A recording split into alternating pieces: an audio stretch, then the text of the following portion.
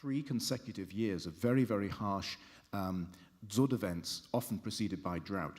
And so it was a key moment of opportunity, quite frankly, to be able to engage with the government and with civil society institutions and others working on these issues to completely reshape, reconfigure the government's approach to poverty reduction, to shift it away from being concerned primarily with levels of income and to look at the variety of types of assets, including natural assets, in this case access to secure grazing, the patterns of land tenure that help shape and structure those forms of access to secure grazing, as well as physical assets, including infrastructure, financial assets, including a range of sort of new forms of financial instruments, microcredit, but also new index-based insurance instruments that could help pastoralists use many new tools for pooling and spreading risk in new ways. And so, not to say that all is sort of going smoothly in Mongolia necessarily, but it was a very important moment which helped sort of shift the debate in ways that was much more beneficial for pastoralists, among whom were some of the poorest in the country. It was about half the population at that time. And so it was I think my point is that climate-related threats, hazards, can offer key moments of opportunity to be able to address issues which have an important bearing on equity. Thank you. Thank you for that. I think you raise a really interesting issue, and I want to relate that back to something that we heard this morning, if you were here at the opening plenary, where Wolfgang Schmidt of the German Technology Assistance Organization basically said, money is not the issue, capacity is the issue, and access to resources is the issue. Basically, we need the technological expertise and experience to implement those types of adaptation options. You just raised the issue that, really what we need to do is look at the deeper structural issues that determine who has access to resources, institutions, technologies, knowledge systems, whatever. So I wonder if maybe a couple of you could also mention examples of where you have seen that those deeper structural issues were addressed, rather than just sort of, Band-Aid solutions that just try to deal with an immediate crisis. So, Hebe, do you want to start? Well, we have many more examples of cases in which that didn't occur, right? Which is, I'm afraid, is a sad situation, because I think that what we have here now is a nexus between growth, equity or inequity, and poverty that is crucial and is indivisible. But in this case, we have to admit that growth is necessary, but is an insufficient condition. And probably what happens is that equity or inequity is the filter between growth and poverty. And so we are stuck with the poverty trap that is there and that persists, and makes so very difficult that local attempts or local efforts or local successes become generalized. And when we're talking about very good solutions for, 100 people, 200 people, well, they are human beings. This is always very important. But then there is the trend of thinking of, well, but we are responsible for the millions of the nation. And so you need all the ministerial structure, the government structure coming in, that enters in immediate contradiction with needs and solutions for those groups that are very small groups very often, that have been very imaginative, very creative, that have put lots of effort into that. And, well, what happens? Then there is a contrary policy coming from a different ministry, or sometimes from the very minister that was in charge of things. I have examples in Venezuela, well, there are many examples in Venezuela for many things.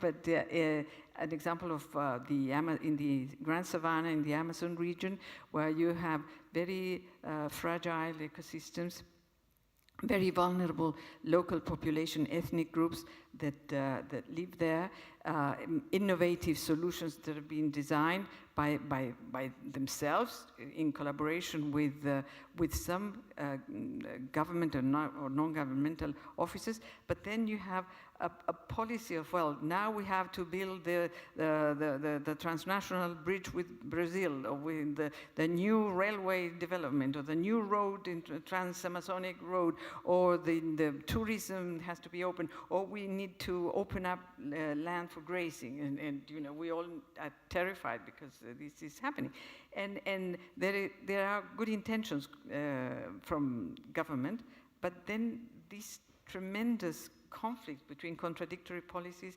very ill-guided very often, and so what you do when you are at the local level, what power you have.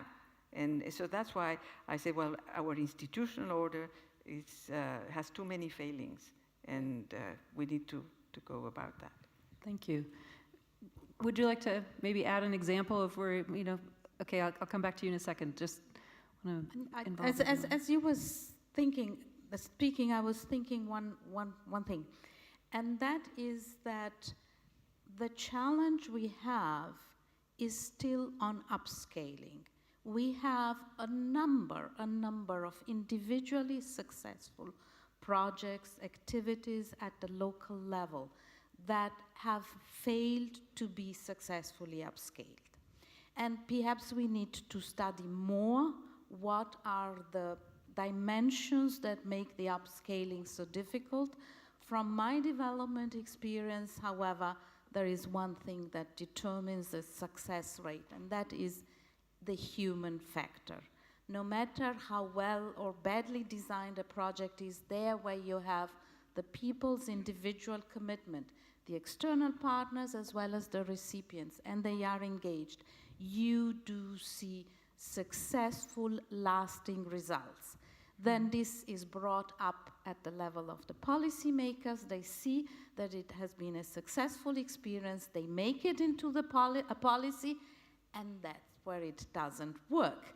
And we have not yet been able to ensure this passage from the local level response. We have many examples that go from women's empowerment projects, local level adaptation responses, replacement of drug production with other means for sustainable livelihood. I could go on with a lot of examples. The difficulties to move from the pilot case, of which we all, I think, are responsible for having an inordinate passion for, to the full-fledged operation of a nationwide program. Pilot projects, yes, many very successful.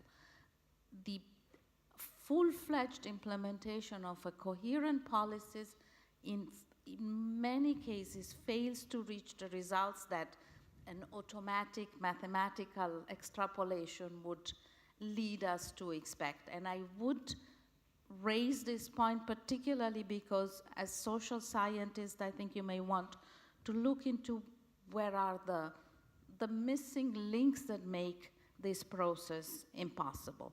I'd like, if you allow me, to make another point also, because you mentioned the happiness element, and Bhutan is a country that has developed the concept of human development into a happiness index, and it's a very interesting concept. It's true that assets, financials or material assets alone, are not the determinant. We need to get into our well-being equations much more the intangible assets, one of which often not sufficiently appreciated is security. Whether it is vulnerability to environmental events or to man-made ones, this is one of the single most important elements to promote a sense of well-being. And finally, on the same context, I think we want to be careful in looking only at happiness dimensions, because if I remember, I'm not sure whether I'm